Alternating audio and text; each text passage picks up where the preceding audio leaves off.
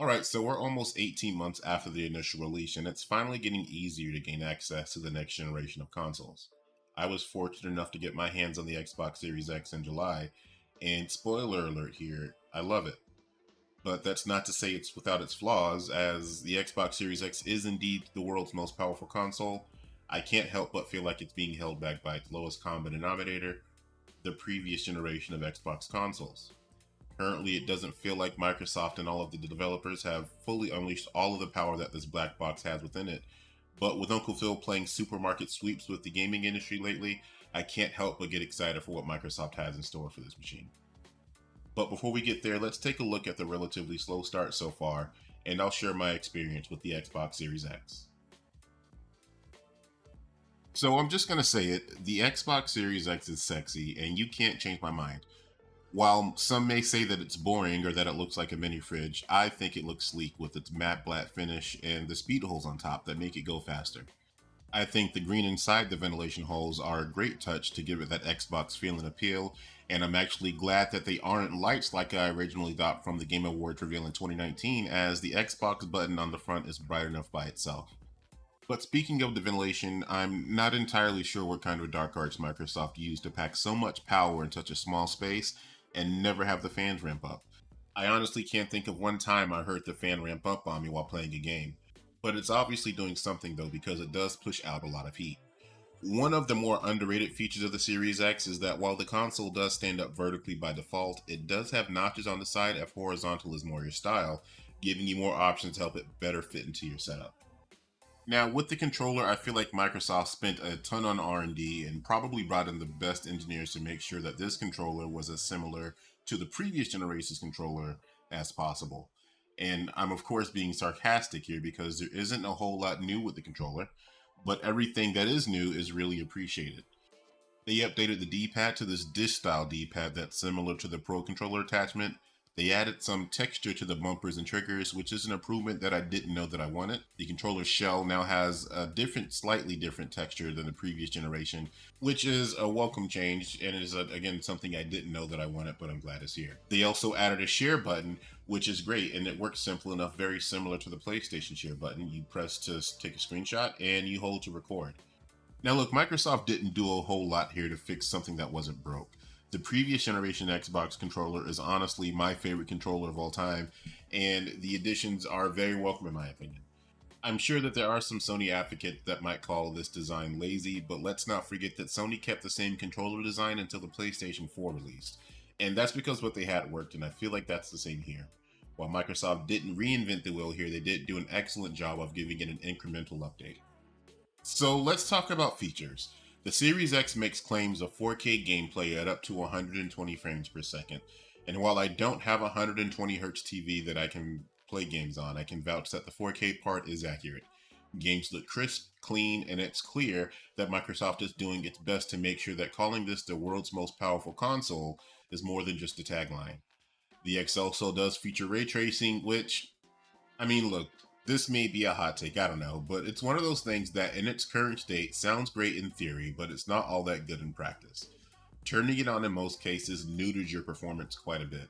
So if you're good with playing an action game or a racing game at 30 frames per second because it looks prettier, then by all means go for it, but I'm just not one of those people. I like my games to be as smooth and fluid and responsive as possible, and you typically can't get that with a game that's responding at 30 frames per second.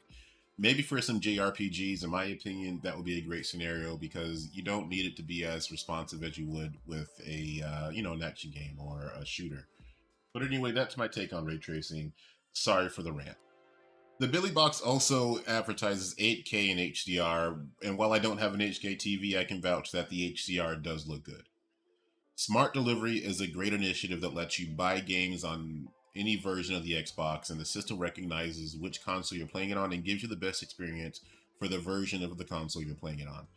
So if you're playing Yakuza Like a Dragon on your One X in your bedroom, the Xbox knows it's the One X and gives you that version. But if you decide to move the party out to the living room, to your Series X, the Xbox will see that, and now you're playing the best version for that console. Now, obviously, your save does have to be synced up. It's not like Netflix where you can pick up where you left off in a movie. It picks up from your most recent save spot. So I just want to give some clarification there. Now, this is a great feature because you only have to buy the game once and you'll always have the best version of the game when you're playing it, no matter which console you're on. And while it doesn't support every game, it does support a lot of AAA games, so this is a great feature in my opinion. Now, Quick Resume is by far one of the coolest and most underspoken features of this console and has easily become one of my favorite reasons to play on the Xbox. The ability to switch between games with minimal friction is fantastic. There's minimal loading in between, about 7 seconds in most cases, and you don't have to go through menus. You kind of just pick up right where you left off. The game usually starts paused on the last point that you were at. You can have up to, say, 8 games banked at a time, which is pretty cool. I don't know who's playing more than 8 games at once. If you are, God bless you.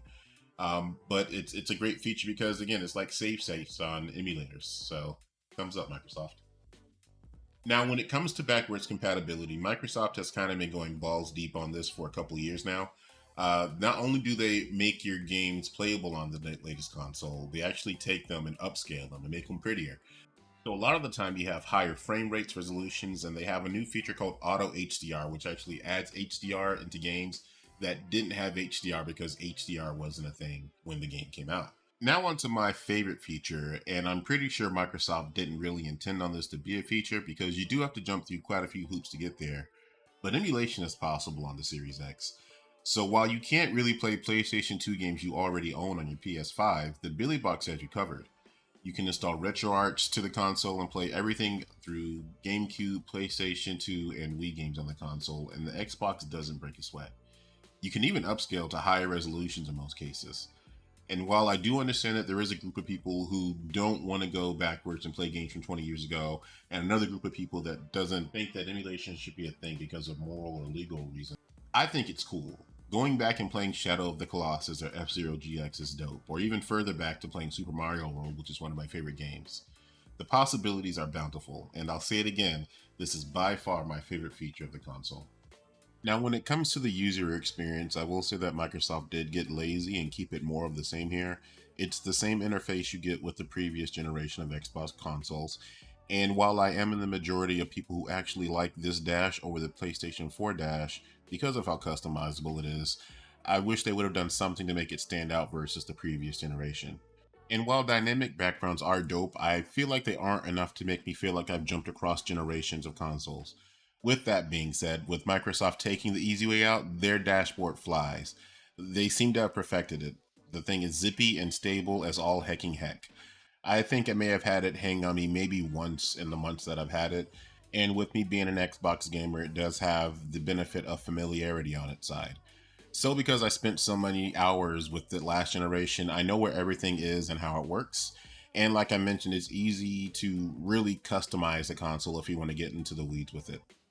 Now on to games, and this is where it honestly feels like Microsoft could have waited a bit to push the console out instead of racing with Sony to get it out as quickly as possible. Most of their next gen feeling games didn't launch until this past holiday season with Forza Horizon 5 and Halo Infinite, which are both fantastic games in their own right, but you can play them both on the previous generation of Xbox consoles. And while they look better on the Field Cube, I feel like if you've never played them on the Series X, you wouldn't mind playing them on the One X or One S. So this gen honestly could have waited until this last holiday season for things to really start to flesh out for Microsoft. And I don't say this to take a shit on what's currently available for the BBC because, games, they do look fantastic. I'm just saying that this is where Sony has the advantage right now because they already started tapping into their next gen power with exclusives like Spider-Man, Miles Morales, and Ratchet and Clank and Returnal and things like that. So it just feels like Microsoft is playing catch up and the race has just started. That being said, what's coming down the pipeline does look fantastic. You have games like Starfield, Redfall, State of Decay 3, Fable, Hellblade 2, Perfect Dark, Avowed, The Outer Worlds 2, and of course the inevitable Gears game coming down the pipeline at some point. What's coming out sounds great, and while there is a lot of unknown about a lot of these games, they do have a release date sometime in the next 2 to 3 years. And, it does seem like that's a long time, but in the grand scheme of things, it's not really that big of a deal because they do have stuff coming, I'm sure, in the interim, if not from their own studios, from third-party studios as well. So, they'll manage to keep things interesting, I think, in my opinion, between Microsoft and Sony. Now, one of the best parts of all these new first party games coming is Game Pass. With Game Pass, you get all of these games for one low monthly subscription. So this way you don't have to stress over a game that you've been waiting to come out, not living up to the hype. If it isn't up to snuff, you just uninstall it and you're not out of any additional money. I've been on Game Pass since its release and its value cannot be understated. And the value will only get better over time. I know Microsoft advertises 100 games, but I actually took the time to count them and it's actually over 400 games right now. And at the time of recording, there's actually 443 games on Game Pass as I speak. And sure, you never truly own the games because there is a revolving door. So what's available this month may look a little different than what's available next month. But there are a lot of quality games on the list, and you never truly run out of games to play. There are a lot of first party games on the list, and publishers and developers are starting to see the value there. So with that being said, third party games are launching day one on Game Pass. Even a Sony game, MLB The Show, last year and this year are both launching on Game Pass day one. So just to show you there is value there, and Microsoft is making moves with Game Pass and making it a priority to make sure that the value is definitely there. But the value doesn't even end there, because if you see a game leaving Game Pass, you can go ahead and buy that game at a discounted price, even more so than what you would get with gold. And if you have Game Pass Ultimate, you can play that game on xCloud or even console stream it from your console to your mobile device.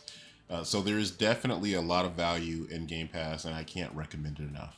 So to wrap this up, I love the Xbox Series X. I don't regret my purchase, not even a little bit. But I do think that if my One X hadn't kicked the bucket, I would have held out into getting the next Xbox. And I think you can probably get away with waiting even a few more months before you have to get a next gen Xbox if you haven't already, unless your previous gen console, like mine, beeped its last Xbox sound. And at this exact moment, in my opinion, if you already have a previous generation Xbox, there is very little incentive to upgrade over the One X or the One S, other than you just want one. Having said that, I do think that this holiday season is going to be nuts. We already know we're getting Starfield for sure, which I think is going to be one of the games of the year. And with Summer Game Fest right around the corner, I suspect there will be a lot more stuff coming through Microsoft Game Studios that we weren't even thinking about coming this year. Perfect Dark, Gear 6 maybe, who knows. I think that Microsoft has really set themselves to win this round for the console wars, and this back and forth competition is great for everyone. PlayStation advocates in the comments about to troll, I do encourage you to pick up the Xbox Series X, or at the very least the Series S. Stop being so one-sided. I have so many friends that won't even pick up an Xbox controller because they're just so close-minded to the thought of playing something that's not Sony made, including PC. It's so weird to me that people would just not enjoy something because of loyalty to a brand that isn't loyal to you. Microsoft and Sony isn't paying any of us to play their stuff, so stop being so obtuse and try an Xbox out. But anyway, guys, I'm done ranting. If you liked the video, go ahead and like and subscribe. It helps me out a lot. Notification bell if you want to get notifications for future updates on videos. I do have the PlayStation 5 review coming up soon. That one's going to be interesting. But I'll see you guys in the next video. Happy gaming.